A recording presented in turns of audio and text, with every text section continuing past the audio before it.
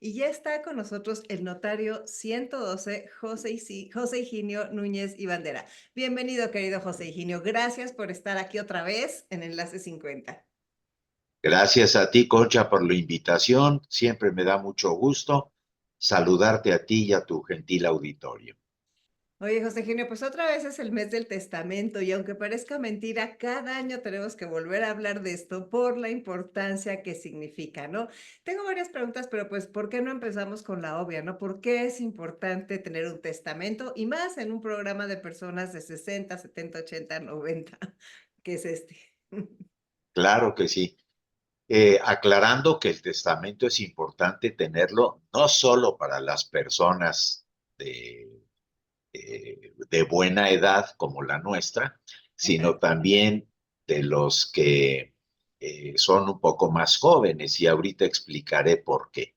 Pero bueno, pues el testamento, como sabemos, es un documento por el cual ante notario yo dejo dicho quiénes son aquellas personas que quisiera que fueran mis herederos, mis sucesores en los bienes, porque pues cuando nos vamos de este mundo, no vamos con todo y un camión de mudanza que nos acompañe al más allá. Entonces, todos estos bienes, todas estas eh, posesiones que tenemos, nosotros decidimos en el testamento a quienes deben de pasar. Y fíjate que decía yo que es importante no solo a las personas de mayor edad el testamento, porque a lo mejor a los jóvenes no han pensado que aparte de disponer de sus bienes, pueden también dejar dicho quiénes van a ser los tutores de sus hijos en caso de que faltaran padre y madre y que tuvieran hijos menores de edad. Y entonces también la ley te permite nombrar a los tutores para tus hijos. Entonces, por eso es importante que todo mundo tenga hecho un testamento. Claro, claro. Y cuando se nombra a los menores y tú no, perdón, a los tutores para tus hijos menores, esas personas son las que se encargarían de manejar todo lo que tiene que ver con lo que dejaste del patrimonio y además también tener la custodia. Exactamente. Que inclusive podría nombrarse unos para la custodia y otros para el manejo de los bienes, ¿verdad? Porque a lo mejor te gustaría que la custodia la tuviera, no sé, tu padre, tu madre, o los abuelos, pero a lo mejor el manejo de los bienes que fuera otra persona. Entonces tienes esa oportunidad a través del testamento, ¿no? Que es un documento muy sencillo de hacer y muy útil porque no te voy a decir que evite problemas, porque los problemas no los provoca uno, los problemas se dan entre los herederos, ¿no? Y como yo digo siempre, Concha, todos los que somos padres siempre tenemos el deseo de que nuestros hijos todos sean buenos, todos salgan estudiosos, todos sean productivos, todos sean buenas personas. Y la verdad es que los hijos con la misma educación y los mismos padres salimos muy diferentes. Entonces a veces los conflictos no los provoca el padre, la madre o el que hace un testamento, sino que a lo mejor ya son conflictos que existen entre las personas, ¿no? Claro, claro. Estaba contándome una persona una anécdota que eran de fuera, ¿no? Que sus abuelos eran de fuera. Y entonces que de repente fueron a visitarlos y los abuelos les dijeron, bueno, pero miren, es que este está peleado con este y aquel por aquel. Y entonces toda la historia era de pleitos. Y decían, ¿y por qué? Todos por dinero. Todo por otros testamentos, todos por otros, o sea, qué fuerte, ¿verdad? Pero pues bueno, eso es condición humana y sí, el testamento ayuda a que sea menos complicada, ¿no? La situación. Sobre todo porque el testamento lo que sí deja muy claro es cuál es la voluntad del dueño de ese patrimonio y en qué proporciones o qué bienes le van le quiere dejar a cada uno.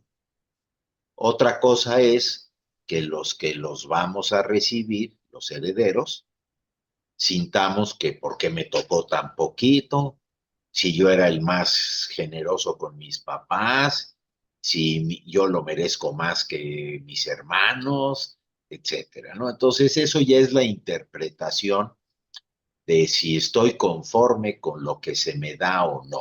Bueno, claro, Pero, pues en realidad, toda herencia es un regalo, ¿verdad? claro, Y como tal, pues hay que aceptar. claro, Pero a veces queremos que el regalo fuera el que le tocó al otro, ¿verdad? claro. Oye, ¿y qué? Este es el mes del testamento. ¿Qué es? ¿Hay un descuento? ¿Y qué es lo que necesita la gente hacer para, o sea, para visitar al notario?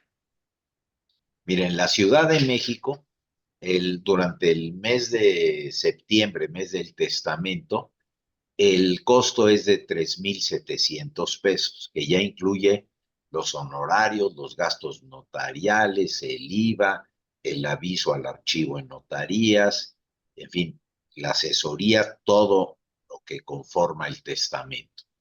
Y lo único que necesita la persona es escoger a un notario, el que quiera, el que le quede más cerca, al que le recomienda algún amigo, en fin, hacer una cita y lo único que necesita es presentar una identificación vigente, llevar una idea más o menos de qué es lo que quiere decir en su testamento.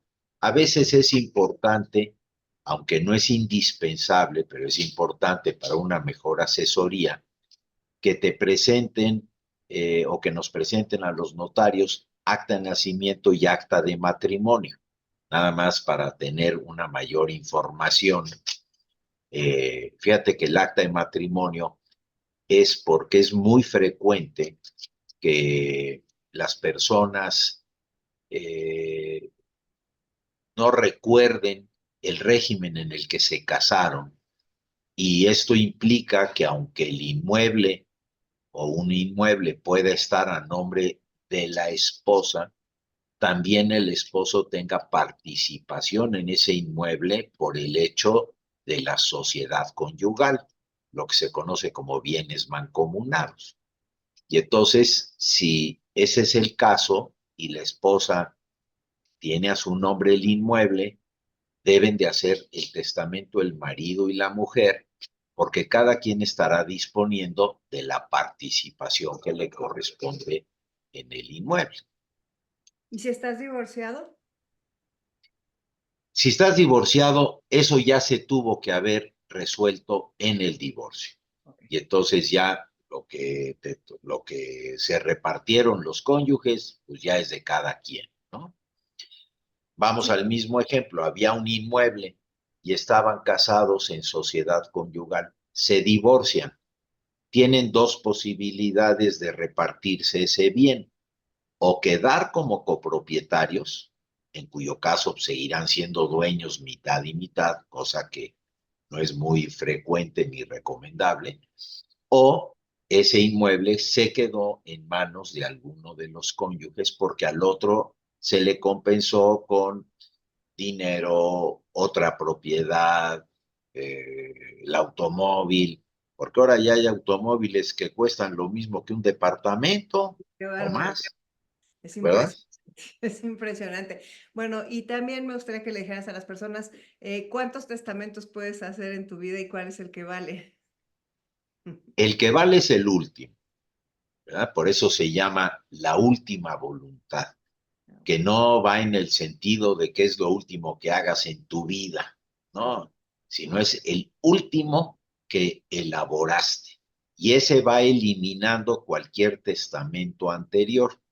Y mientras la persona conserve su lucidez mental, su claridad mental y pueda efectivamente decidir con libertad y con plena conciencia ante el notario cómo quiere dejar sus bienes, puede hacer uno, dos, tres, cinco, los que fueren necesarios o útiles.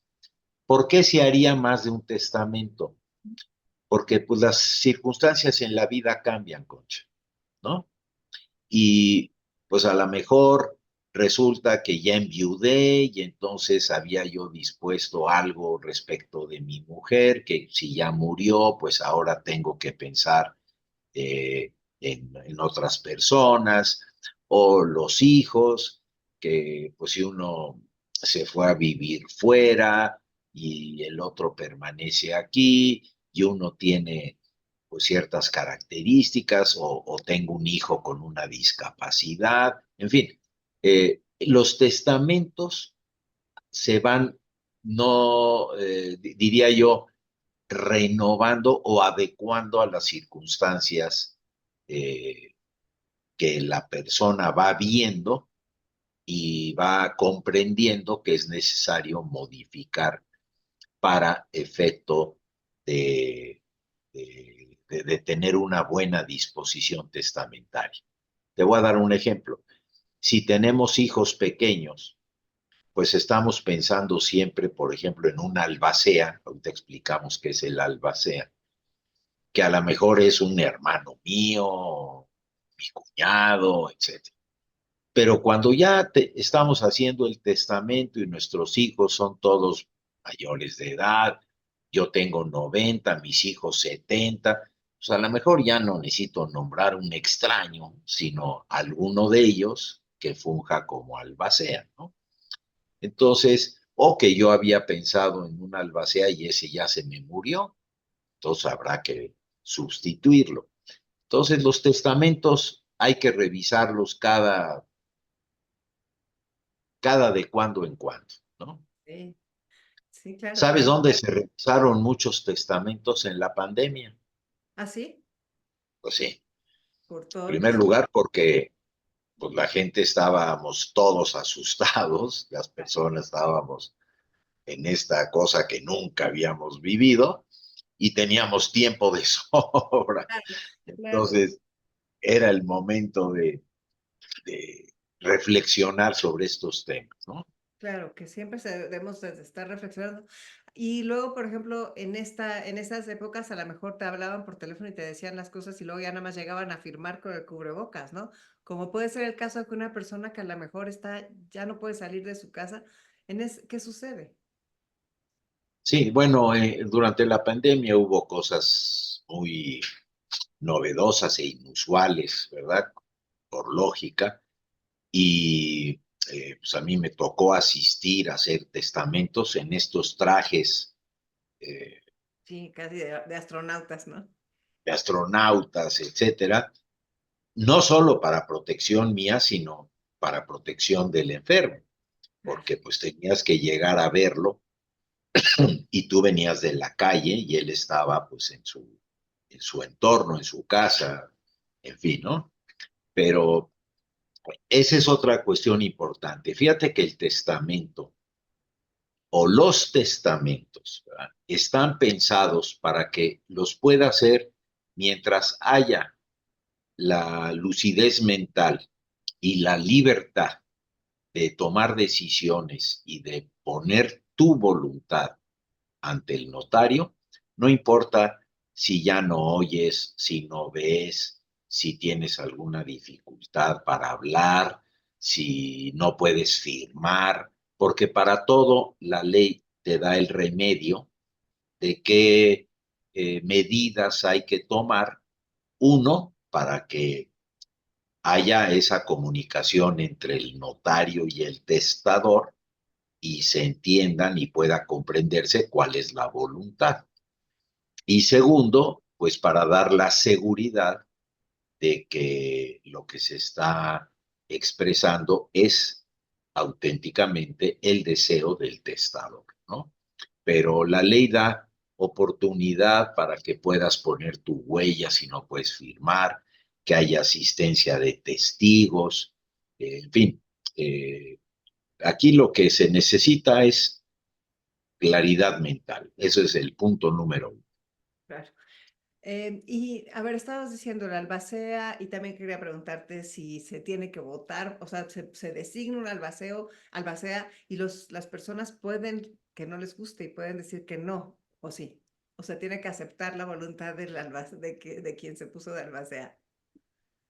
A ver, eh, se puede dar y se da el caso de que el albacea pues no tiene muy buena relación con los herederos, ¿no? Se puede remover, sí lo podrían remover, pero eso le daría derecho al albacea a cobrar un honorario, aunque no haya ejercido el cargo, por haber sido injustificadamente removido.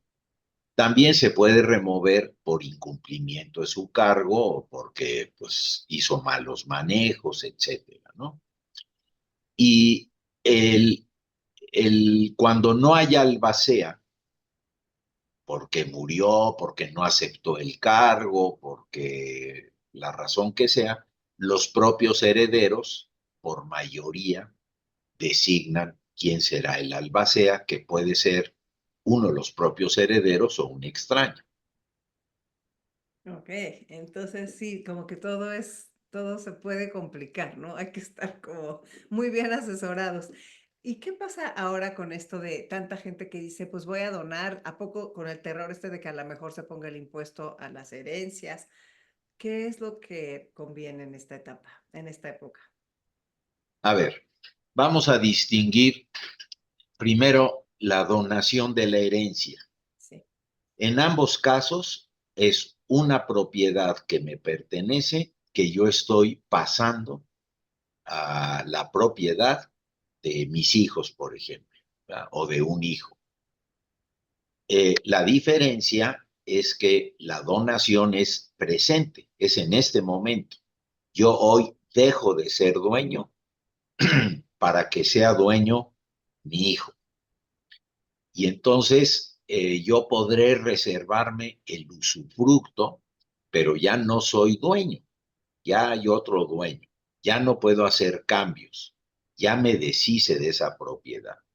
Y entonces algo que sucede hoy, que es presente. En la herencia, todo está sujeto al día de la muerte. Es decir, que lo que yo dije hoy siga vigente el día de la muerte, que ese heredero exista el día que yo muero, que ese bien que le estoy dejando exista el día que yo me muero, ¿verdad? Porque yo no dejo de ser propietario por hacer un testamento.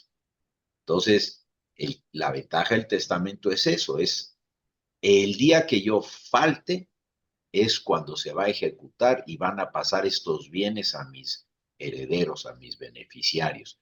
Pero mientras yo sigo teniendo el pleno dominio de la propiedad y si la quiero vender o necesito venderla, no necesito pedirle permiso a nadie, ¿verdad? Porque siguen siendo mis bienes. Y por lo tanto, la herencia siempre está sujeta al futuro, ¿no? Que los bienes y los herederos designados existan el día que yo me voy de este mundo. Ajá, y la donación es ahora, pero, o sea, me gustaría tocar el tema de la nuda propiedad y de la heredar en vida. Mira,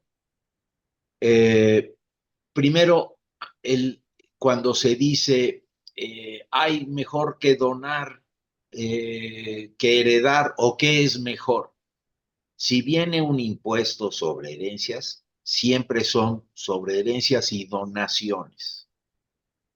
Entonces, así lo hubo hace muchísimos años.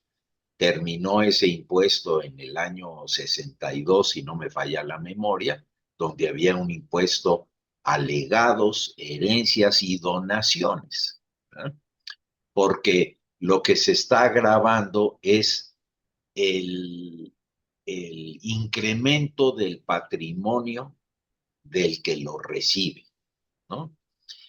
Porque acuérdate que el impuesto sobre la renta es un impuesto por ingresos, ¿verdad? Lo que yo gano, si yo me saco la lotería, tengo que pagar un impuesto por ese ingreso, que se me resta del premio. Si yo heredo, ahorita no hay impuesto, ¿verdad? No importa el parentesco, si es cercano, lejano, no importa si eh, el valor de lo que yo heredo. Ahorita en México la herencia no causa impuestos sobre la renta. Hay que advertir que sí se tendrán que pagar los impuestos locales de traslación de dominio, Sí. ¿eh?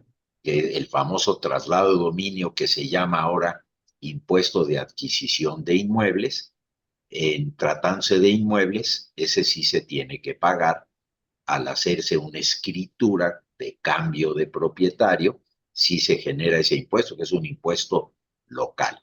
Pero el impuesto sobre la renta, al que le tienen miedo del impuesto a herencias y demás, hoy por hoy no existe ese impuesto en México, ¿no? Y no lo hay para donaciones, ahí sí limitado a parentesco. La donación solamente está exenta entre marido y mujer, entre ascendientes y descendientes.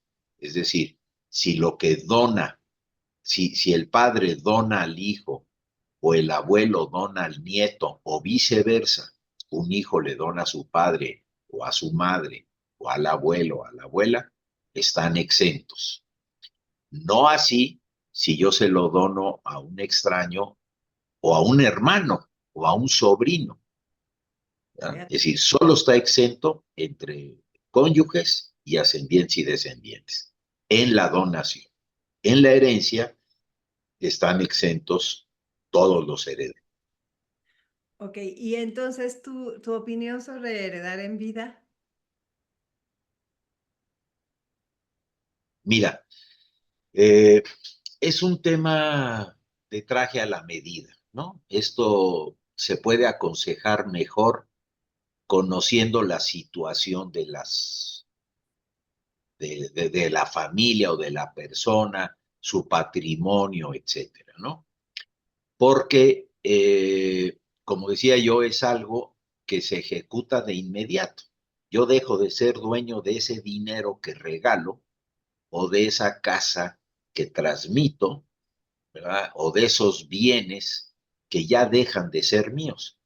Y entonces tengo yo que estar plenamente consciente que lo que yo le regalé a mi hijo, mañana lo puede estar vendiendo, lo puede estar hipotecando, lo puede dar en garantía de su negocio, puede quedar involucrado en la sociedad conyugal de mi hijo, etcétera, ¿no? Es decir, deja de ser mío y entra al patrimonio de alguien más. Esto también sucede con la herencia, pero con la herencia, pues como yo ya Ya no estás. me fui, ya estoy viendo crecer las plantas desde abajo, ya, pues pase lo que pase, ya no me afecta ni me preocupa ni nada, ¿no? Eh, no debería preocuparme tampoco en una donación si entiendo que lo que estoy haciendo es eso. Te lo regalo, es tuyo y ya tú harás con él lo que tú quieras, ¿no? ¿Y cómo es lo del usufructo? El usufructo es el derecho que se reserva a una persona o que se le otorga a una persona para disfrutar bienes ajenos, ¿ya? Es decir, el caso más común, yo soy dueño de un departamento, de una casa, se la regalo a uno de mis hijos, que eso es lo que es la donación, o se la regalo a mi esposa, y yo me reservo el derecho de usufructo. Quiere decir que aunque ya no sea mío, yo tendré derecho de habitarlo o de rentarlo y quedarme con las rentas. Por eso es usufructo. Los frutos, que son las rentas, o el uso, ¿verdad? Que puedo yo usar esa propiedad, aunque ya no sea mía, pero que la puedo seguir disfrutando. Pase lo que pase. O sea, nunca tendrán Hace derecho lo a que... decirte, ya te vas. Y vamos a suponer que yo se la regalé a un hijo y el hijo a su vez lo transmite. El usufructo se tiene que respetar. ¿verdad? Porque ese no lo di, solamente di la propiedad desnuda. La nuda propiedad es como se llama técnicamente, ¿no? Claro. Entonces te di la propiedad desnuda, la nuda propiedad. Yo conservo el derecho de usarla y explotarla, por llamarle así, ¿no? ¿Tu hijo podría venderla entonces? Sí, sí. Claro, yo tengo que enterarme porque yo tengo derecho de recompra antes que cualquier extraño. Pero si yo no hago uso de mi derecho y se lo transmite, ¿qué estaría transmitiendo ese hijo? La propiedad desnuda. ¿Sí? Quien lo adquiere tiene que, o sabe, que yo sigo conservando el usufructo. ¿Verdad? Entonces, pues no es muy atractivo, ¿verdad? No, no, ¿para qué la Comprar compraría? cosas, exacto, No. exacto. Oye, y Pero dijiste bueno, hace rato, perdón, dijiste hace rato legado. ¿Cuál es la diferencia entre legado y herencia y donación? ok. La donación es presente, ¿no? Es cuando yo en vida le doy un bien gratuitamente a alguna persona. La herencia y el legado digamos, es parte de lo mismo. ¿Cuál es? En la herencia yo estoy nombrando sucesores de todo mi patrimonio en partes proporcionales. Ejemplo, yo tengo dos hijos y hago un testamento en donde digo, designo herederos a mi hijo A y B en partes iguales. Entonces a ellos van a pasar todo mi patrimonio, desde mis calcetines, Ujú. mis inversiones, mis bienes inmuebles, mi automóvil, todo. Y ellos ya repartirán, ¿verdad? ¿Quién se queda con qué? ¿Cuál par de calcetines se queda cada uno? O si uno quiere todos los calcetines, pues otro se quedará con el retrato del padre, ¿no? Eh, y el legado es cuando se hace una sucesión específica.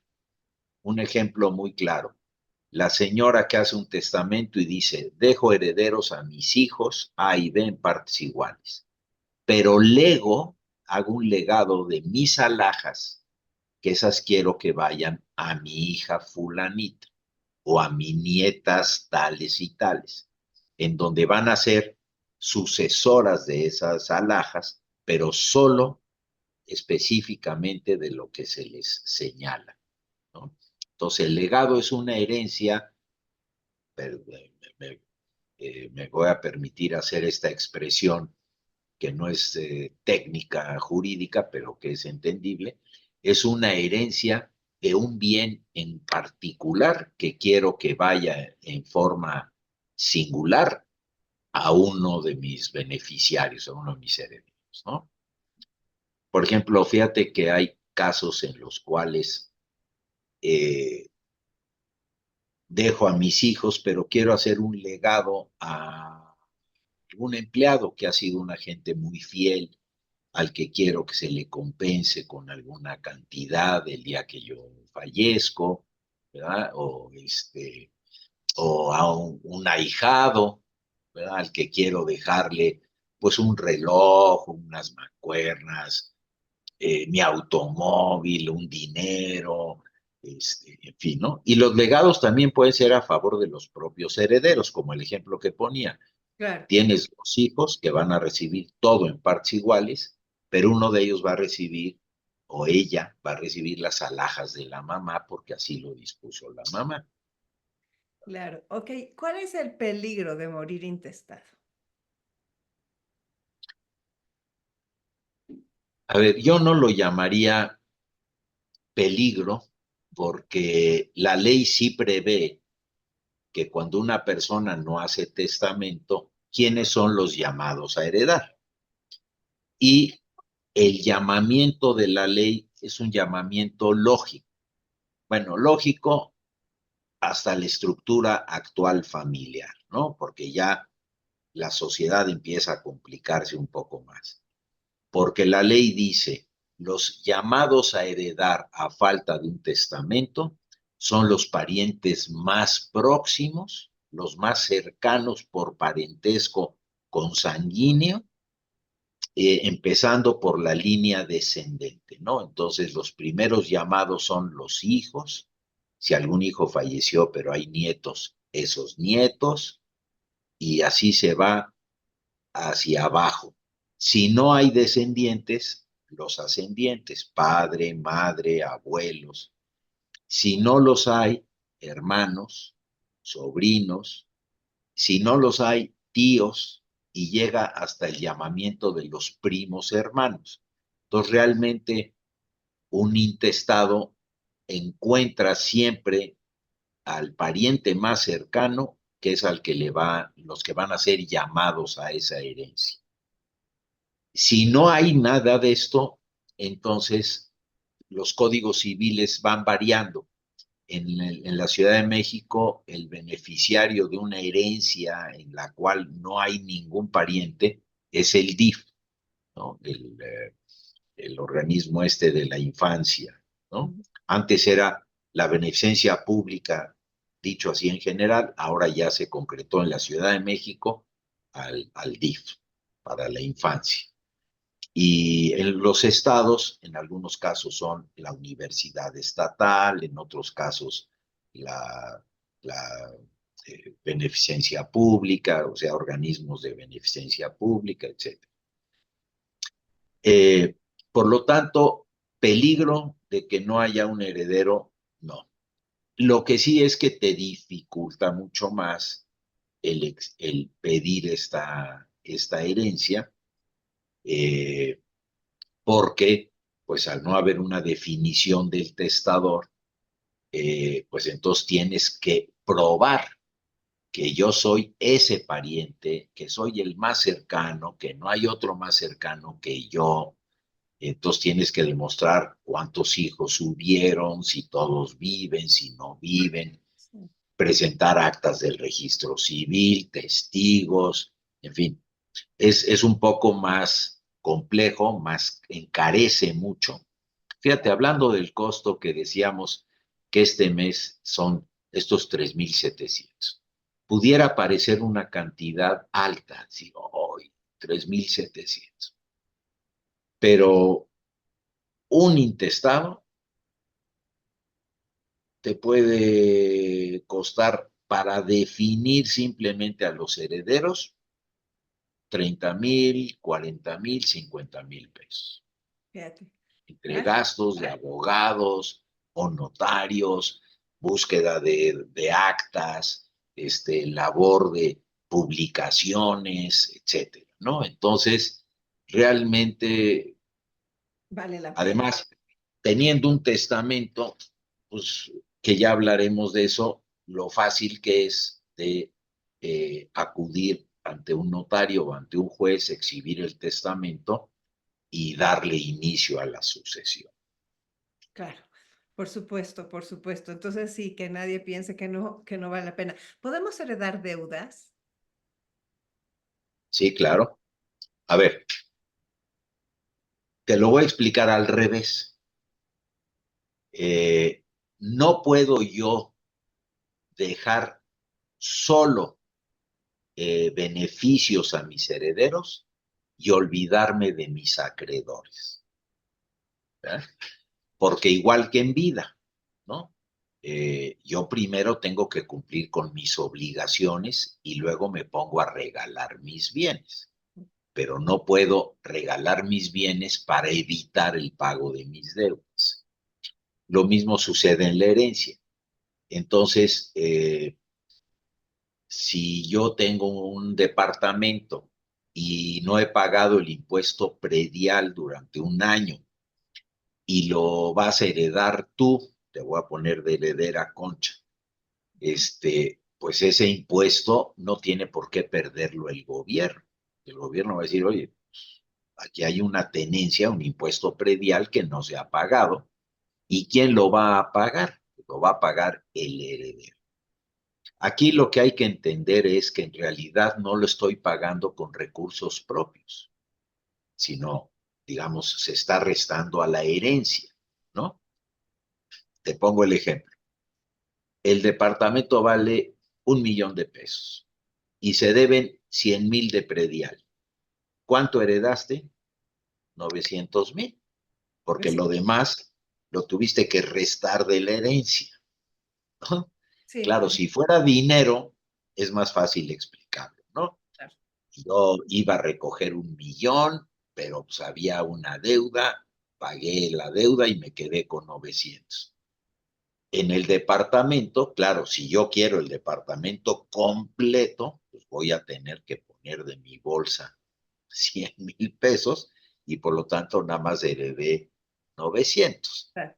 Pero pues también tengo la posibilidad de decir, bueno, pues que se venda, se paga la deuda y me quedo con los 900. Sí. Si quiero Ahora, quedarme con el departamento, pues tendré que pagar el impuesto predial. Pero lo mismo es no solo el predial, ¿no? Si debo al SAT, si... Ojo, porque en los casos de los créditos hipotecarios o de los créditos de automóviles y demás, generalmente se contratan con un seguro de vida. Y entonces, si muere la persona con esa deuda, hay un seguro que le va a pagar a la agencia o le va a pagar al banco lo que yo le debía. Entonces, ahí funciona y de esa manera no pasa la deuda a los herederos. Pero eso siempre que esté contratado el seguro de vida, ¿no? Que a veces es, sobre todo en créditos hipotecarios, es casi automático. No te preguntan, ¿no? Si lo quieres contratar, sino que claro, por lo su propia, obligan a hacer. ¿no? Y beneficio. A ver, y Es ya el última beneficio. pregunta. Las personas, por ejemplo, te diagnostican Alzheimer y al principio, o sea, ahorita está sucediendo, desafortunadamente ha aumentado mucho. Y al principio todavía no tienes su testamento, pero todavía puedes tener claridad. ¿Hay alguna forma en la que los notarios de repente dicen, no, ya esta persona no tenía o cómo funciona eso? A ver, primero aclarar que una vez hecho el testamento, ya no importa la condición de la persona, su voluntad se va a cumplir porque el día 1 de enero de 2024 que hizo su testamento, el señor estaba plenamente lúcido. Si en diciembre que fallece o durante ese año perdió la cabeza, ya su voluntad está expresada y ese testamento se va a cumplir. ¿Verdad? No afecta ese Alzheimer, esa pérdida de conciencia a lo que ya quedó hecho. Por eso es importante hacerlo a tiempo.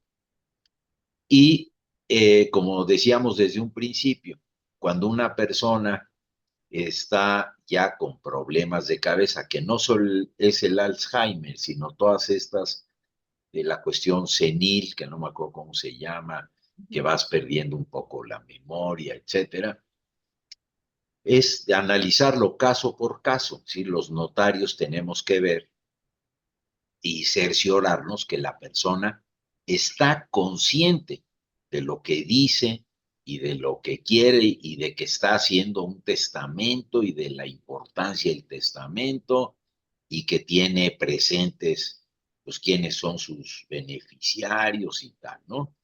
Si te llega una persona, si me llega una persona que no se acuerda si está casado o no, que no sabe si tuvo hijos o que se acuerda de uno pero se le olvidan 9, eh, que ya no sabe, que, pues, que ya no tiene esa claridad, eso sí ya es un problema para poder hacer un testamento, ¿verdad? Porque se requiere que sí haya una eh, una conciencia de lo que se está haciendo, ¿no?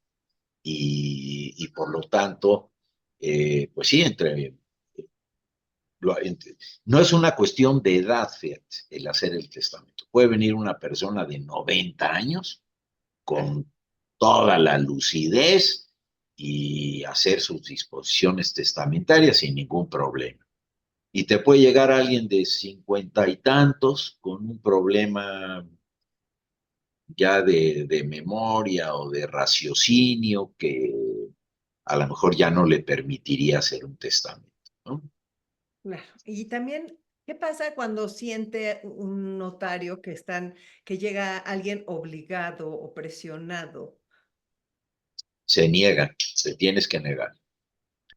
El notario parte de lo que certifica es que la persona, desde su punto de vista, está en plena conciencia y que está libre de que su voluntad es libre y es efectivamente su voluntad, no la voluntad del hijo, de la esposa, de la nuera, del yerno, sino, o del hermano, sino que es realmente su voluntad. Su voluntad. Es un tema complejo, ¿no? Fíjate que cuando de repente nos llaman, oiga, oiga, es que necesito que mi padre haga su testamento. Usted necesita que su papá haga su testamento. Bueno, él quiere hacerlo. Ah, pues que me hable su padre. Claro, claro, ¿Sí? claro. Es el que... Y bueno, hay que entenderlo en el buen sentido, ¿no? A veces los hijos estamos apoyando, ayudando a los padres o a un tío, a un abuelo, y a veces esta intervención es de muy buena fe, pero a veces es más interés del heredero, ¿no? Que del dueño del patrimonio.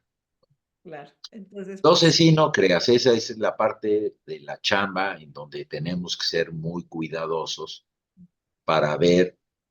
eh, yo he llegado a tener personas que te dicen, oiga, pues quiero el testamento de tal manera, y tú le dices, oiga, y si alguno de sus hijos que está mencionando no viviera, esto pasaría a los nietos o acrecería a los demás herederos.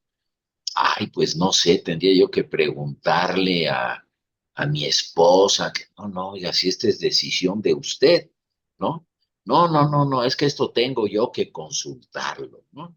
Una cosa es déjeme pensarlo y otra cosa es que tenga alguien que decirle qué hacer, ¿no? Sí, por eso es tan importante estar bien asesorado. Ay, José Ginio, ¿nos podrías dar un último consejo? Porque, agradeciéndote ya tu presencia en Enlace 50. Muchas gracias. Pues mira, consejo es eh, perderle el miedo al hacer el testamento. Las personas no hacen testamento por tres motivos. Uno, el pensar en la muerte, que siempre es algo que no nos gusta mucho. Segundo, el decir, no es mi momento, como si yo supiera qué día y a qué hora me voy a ir de este mundo, y soy muy joven para hacerlo. Y tercero, el no estar decidido a cómo formular, ¿no? Tener dudas, no saber qué hacer, si a ver, tengo yo a mi esposa y tengo a mis hijos, entonces si yo me muero, ¿qué pasa con mi esposa y mis hijos? Y este no se lleva con aquel, etcétera. Pero para eso estamos los notarios, para que tú plantees cuál es tu problemática y podamos aconsejarlo, ¿no? Y más que aconsejarlos, porque yo creo que no son consejos, es explicarles qué pasa en cada situación que a ellos les preocupa, para que tomen una buena decisión. Perfecto, pues muchísimas gracias por estar aquí con nosotros, José Higinio Núñez y Bandera en Enlace 50 y pues gracias, de veras, muchísimas gracias por todo lo que aprendimos. Muchas gracias a ti, Concha, por la invitación y un saludo a tu auditorio. Gracias, soy Concha León Portilla, quédate en Enlace 50.